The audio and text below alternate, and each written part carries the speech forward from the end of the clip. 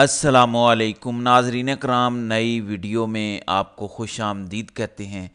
बड़ी अहम तरीन तफसीलात हैं जो आपके सामने रखनी है, क्योंकि आज जिस तरह से मामलात रिवर्स होना शुरू हो चुके हैं और जिस तरह से पीटीआई और इमरान खान के ख़िलाफ़ दिए गए फ़ैसले उड़ना शुरू हो चुके हैं, ये एक बहुत बड़े ख़तरे की घंटी है इस सिस्टम के लिए, इस निज़ाम के लिए। और इस वक्त शहर इक़्तिदार से अब तक की सबसे बड़ी ब्रेकिंग न्यूज़ आ चुकी है। और एक तरफ तो सुप्रीम कोर्ट से जो हमें इंडिकेटर्स मिल रहे हैं वो हम सब के सामने हैं। सुप्रीम कोर्ट में जिस तरह से जस्टिस याया अफरीदी डट चुके हैं, जिस तरह से वो स्टैंड ले चुके हैं, निज़ाम इस वक्त खौफजदा है। और अब जुमे के दिन एक बहुत बड़ी वारदात डालने की तैयारी की जा रही है, लेकिन इस सब में याया अफरीदी डटे हुए हैं। वहीं दूसरी जानिब इस्लामाबाद हाई कोर्ट से जिस तरह के फैसले आ रहे हैं, जिस तरह के रिमार्क्स आ रहे हैं और जिस तरह से पीटीआई और इस वक्त डेमोक्रेसी वॉइसेस जो हैं, देखें हम सिर्फ ये नहीं कह सकते कि पीटीआई इस वक्त विक्टिमाइज हो रही है। इस वक्त वो तमाम तर आवाज़ें और वो तमाम तर लोग जो डेमोक्रेसी में, जो जमहूरियत के लिए एक जंग पाकिस्तान में जो छिड़ चुकी है, उस जंग में वो जमहूरियत के साथ खड़े हैं, उन तमाम तर लोगों पर इस वक्त अताब है, वो ज़ेर अताब हैं। तो उनके खिलाफ दिए गए तमाम तर फैसलों का रिवर्सल इस वक्त बहुत ज़्यादा इम्पोर्टेंट है, क्योंकि आप ये देखें कि आज़म सवाती पाकिस्तान तहरीक इंसाफ के अहम तरीन रहनुमाओं में से हैं। इमरान खान उन पर बहुत ज़्यादा ट्रस्ट करते हैं। इसी तरह से अगर आपको याद हो तो डी चौक के एहतजाज में इमरान खान की बहनों को सबसे पहले गिरफ्तार किया गया, फिर आज़म सवाती को गिरफ्तार किया गया, क्योंकि ये वो लोग थे जो प्रोटेस्ट को लीड भी कर सकते थे, जो अली अमीन गंडापुर के गायब होने की सूरत में आगे का एक नया लाहे अमल दे सकते थे। और इमरान खान की बहनों को तो हमने पिंडी एहतजाज में देख लिया था कि इमरान खान की बहनें एहतजाज की जगह पर मौजूद रहीं। गंडापुर आधे रास्ते से वापस हो गए, लेकिन इमरान खान की बहनें 11-12 बजे तक वहाँ बैठी रहीं और उनका मौक़िफ़ ये था कि हमें तो इमरान खान ने एहतजाज का कहा हुआ है, हम यहाँ से नहीं जाएंगे। तो ये चीज़ें ज़रा आप समझा करें कि जो लॉयल लोग हैं उन्हें पहले चुप करवा दिया गया, इधर उधर से पकड़ के। फिर इमरान खान की बहनों की भी रिहाई हो गई, एक अच्छा इंडिकेटर हमें मिला। फिर इस्लामाबाद हाई कोर्ट से बुशरा बीबी की बरीयत मिल गई और बुशरा बीबी की रिहाई, वो भी एक बहुत बड़ा पॉजिटिव इंडिकेटर था। फिर इमरान खान से मुलाकात करवानी पड़ गई इन्हें वकला की, और जस्टिस सरदार एजाज इसाक खान ने कहा कि खान से मुलाकात नहीं करवा सकते ना, सिक्योरिटी कंसर्न है, जो भी हैं, मेरा दिया गया फैसला उसे वायलेट करना है, तो खान को इधर ले आओ इस्लामाबाद हाई कोर्ट में, मैं देखता हूँ, फिर बाकी बातें बाद में होंगी। फिर जल्दी जल्दी दौड़ें लगी, पाबंदियाँ ख़त्म हुई, वजारत दाखिला और जेल हुकाम के नोटिफिकेशन हवा में उड़ गए और फौरी मुलाकात करवा दी गई। फिर इमरान खान का मेडिकल बोर्ड और उसमें इमरान खान के ज़ाती मुआलिज की शमूलियत, ये हुक्मनामा भी जारी हुआ, नंबर 2। फिर नंबर 3, इसमें जो इम्पोर्टेंट चीज़ है वो ये है कि इमरान खान से जो फैसिलिटीज़ का मामला है, खान साहब से उनके अहले खाना की मुलाकातें, हर चीज़ को सॉर्ट आउट कर दिया इस्लामाबाद हाई कोर्ट ने। यानी एक तरफ तो सुप्रीम कोर्ट जिसे मैनेज करने के लिए 26वीं आईनी तरमीम लाई गई, उसका कोई फ़ायदा नहीं हो सका, क्योंकि काजी साहब की तरह कोई इन्हें मिला नहीं है जैसा काजी साहब थे, और जिसे लाना था उसे ये ला नहीं पाए। जस्टिस अमीनुद्दीन खान को सिस्टम लाना चाहता था, लेकिन उन्हें ला नहीं पाया। अब इस सब में इस्लामाबाद हाई कोर्ट से इन्हें बहुत बड़े सरप्राइजेज मिल रहे हैं। अगर हम रिसेंट देखें जो डेवलपमेंट्स हुई हैं, जज अबुल हसनात जुल्करनैन, ये वो जज हैं, साइफर केस में इनका मामला था, कल डिवीजन बेंच के आगे आज़म सवाती का केस लगा, इनके जिस्मानी रिमांड के खिलाफ एप्लीकेशन थी।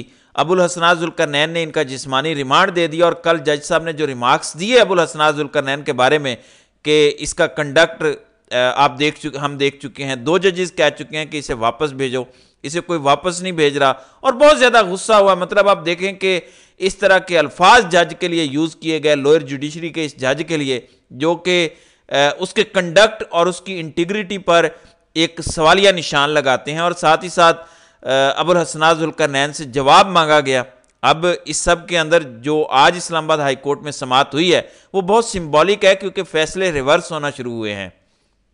इससे पहले मैं आपको ये बता दूं कि इस्लामाबाद हाई कोर्ट ने ईमान बुजारी, जो कि प्रोमिनेंट ह्यूमन राइट्स की लॉयर हैं और उनके जो शौहर हैं उनको रिसेंटली गिरफ्तार किया गया, उनका जिस्मानी रिमांड दिया गया, तो सब के अंदर इस्लामाबाद हाई कोर्ट ने ईमान मुजारी और उनके शौहर के जिस्मानी रिमांड को कलअदम करार दे दिया। इस्लामाबाद हाई कोर्ट ने, ये तो एक फैसला रिवर्स हुआ, लेकिन उससे बड़ी चीज़ इस्लामाबाद हाई कोर्ट से जो डेवलपमेंट सामने आई है, इस्लामाबाद हाई कोर्ट ने तोड़ फोड़ और जलाओ गिराओ समेत 12 मुकदमात में आजम सवाती की दरख्वास्त मंजूर करते हुए जिस्मानी रिमांड को कलअदम करार दिया। मियां गुल हसन औरंगज़ेब ने अपने गुज़श्ता रोज़ के गुस्से के हवाले से भी वजाहत दी। उन्होंने कहा कि वो गुस्सा बिलाजवाज़ था, जज हमारे सामने नहीं था तो मुझे ऐसी बात ना करता तो ठीक था।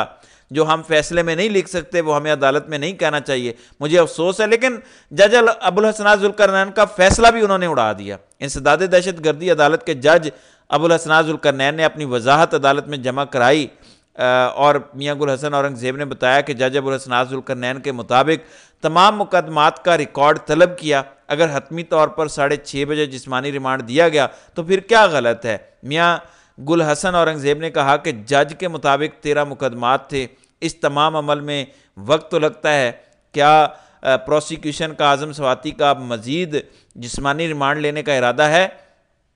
तो प्रोसिक्यूटर जनरल इस्लामाबाद ने कहा कि मैं इस हवाले से अभी कोई बयान नहीं दे सकता। जज अरबाब मोहम्मद ताहिर ने इस्तफसार किया कि आज़म सवाती अब क्या तमाम मुकदमात में गिरफ्तार हैं, यानी उन्होंने स्टेट के लॉयर से पूछा कि अभी क्या मजीद जिस्मानी रिमांड मांगना है आज़म सवाती का, तो उन्होंने कहा कि मैं अभी कुछ कह नहीं सकता। फिर उन्होंने कहा कि मुकदमात क्या तमाम मुकदमात में आज़म सवाती इस वक्त गिरफ्तार हैं, तो प्रोसिक्यूटर जनरल ने कहा कि तमाम मुकदमात में आज़म सवाती का जिस्मानी रिमांड हो चुका है, तो वो तमाम मुकदमात में गिरफ्तार हैं, यानी जितने मुकदमात दिखाए गए थे जज अबुल हसनात ज़ुल्करनैन को, 13 मुख्तलिफ मुकदमात वो थे, उनमें आज़म सवाती गिरफ्तार हैं और इन 13 मुकदमात में आज़म सवाती का जिस्मानी रिमांड है। मियां गुल हसन औरंगज़ेब ने कहा कि एक बंदे का जिस्मानी रिमांड हुआ, रिमांड ख़त्म होने पर दूसरा रिमांड ले लिया गया।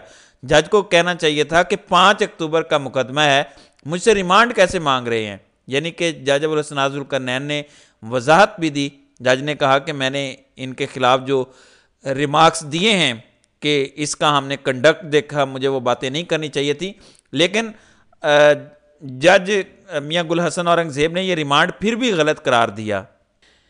मियां गुल हसन औरंगज़ेब ने कहा कि मेरा गुज़श्ता रोज़ का गुस्सा बिलाजवाज़ नहीं था, मुझे उस पर अफसोस है। इसमें जो इंपॉर्टेंट चीज़ है, उन्होंने कहा कि जज हमारे सामने नहीं था, लेकिन उसमें जो अहम तरीन चीज़ है वो ये है कि आज़म सवाती के जिस्मानी रिमांड का हुक्म अबुल हसनात ज़ुल्करनैन की जानिब से जो दिया गया हुक्म था, अब वो कलअदम हो चुका है, वो उड़ा कर रख दिया गया है। आई थिंक ये एक बहुत बड़ी डेवलपमेंट है और ये एक क्लियर कट मैसेज है पाकिस्तान की जुडिशरी की जानिब से, पाकिस्तान के मुक़्तदरा को, पाकिस्तान के मौजूदा हुकूमत को, जो सिस्टम जिस तरह से चलाया जा रहा है और उसी तरीके से चीज़ें चलती रहीं तो mark my words, Imran Khan की रिहाई दूर नहीं है।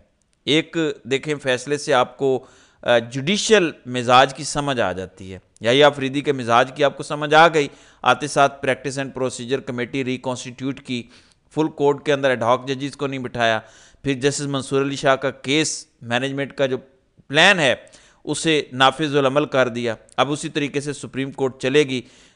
वो तरीका जो 2023 में जस्टिस मंसूर अली शाह ने एक प्लान दिया था, फिर उन्हें डिस्ट्रीब्यूट रेजोल्यूशन कमेटी का सरबराह बना दिया गया।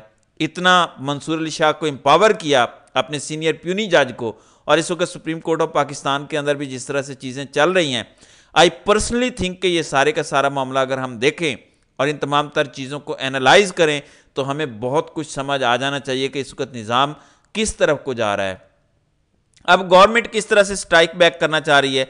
अभी गवर्नमेंट तो ये चाहती है कि 27वीं आईनी तरमीम में हम एक बिल पेश करें और हाई कोर्ट को भी मैनेज कर लें, लेकिन इनसे सुप्रीम कोर्ट ही मैनेज नहीं हुई तो इस्लामाबाद हाई कोर्ट को ये क्या मैनेज करेंगे। अब वहाँ पे ये क्या कर रहे हैं, प्रैक्टिस एंड प्रोसीजर तरमीमी बिल लाकर 3 जजेस की बजाय 5 जजेस डाल रहे हैं ताकि वहाँ पे ज़रा होल्ड रहे और काजी साहब की कुछ बाकियात भी इसमें शामिल हों ताकि चीज़ों का पता चलता रहे, सिस्टम को अंदाज़ा होता रहे। वहीं एक जानिब ये चीज़ हो रही है कि जजेस की तादाद बढ़ा दी जाए ताकि फुल कोर्ट अगर बैठे तो उसमें मुकम्मल तौर पे इन्हीं का कंट्रोल हो, क्योंकि इनके अपने लोग ये कह रहे हैं कि इस वक्त सुप्रीम कोर्ट की फुल कोर्ट बैठे तो उसमें मेजॉरिटी आइन और कानून के साथ खड़े होने वाले जजेस की है। सो आई पर्सनली थिंक कि ये एक बहुत बड़ा इंडिकेटर है और इस वक्त जो फैसले रिवर्स होना शुरू हो रहे हैं ये एक पीटीआई के लिए बहुत ताज़ा हवा का झोंका है। और ये याद रखिएगा कि ये सब किसी डील का नतीजा नहीं है। वरना इतनी कलाबाजियां ये ना खाते, ये अदलिया को मैनेज करने की कोशिश कर रहे हैं। अदलिया स्टैंड ले रही है, निज़ाम थक रहा है, सिस्टम थक रहा है, केसेस इतने बनाए गए, कब तक चलेंगे? Fake cases, bogus cases, Khan साहब की सारी सजाएं उड़ गई थी ना, जो 8 फरवरी के इलेक्शन से पहले 3 दी गई। तो ये याद रखिएगा, कोई भी रिलीफ जो पीटीआई को मिल रहा है, सिस्टम पूरी कोशिश कर रहा है कि इन्हें रिलीफ ना मिले। इवन बुशरा बीबी की रिहाई, और इसीलिए बुशरा बीबी को इनिशियली केपी के लाया गया, क्योंकि उस टाइम तक पता नहीं था कि हो क्या रहा है। वो केपी के से जब लाहौर आई हैं जमान पार्क, तो ये याद रखिएगा बुशरा बीबी अपनी पेशावर हाई कोर्ट से हिफाजती जमानत करवा कर लाई हैं। तो ये चीज़ हमें भूलनी नहीं चाहिए।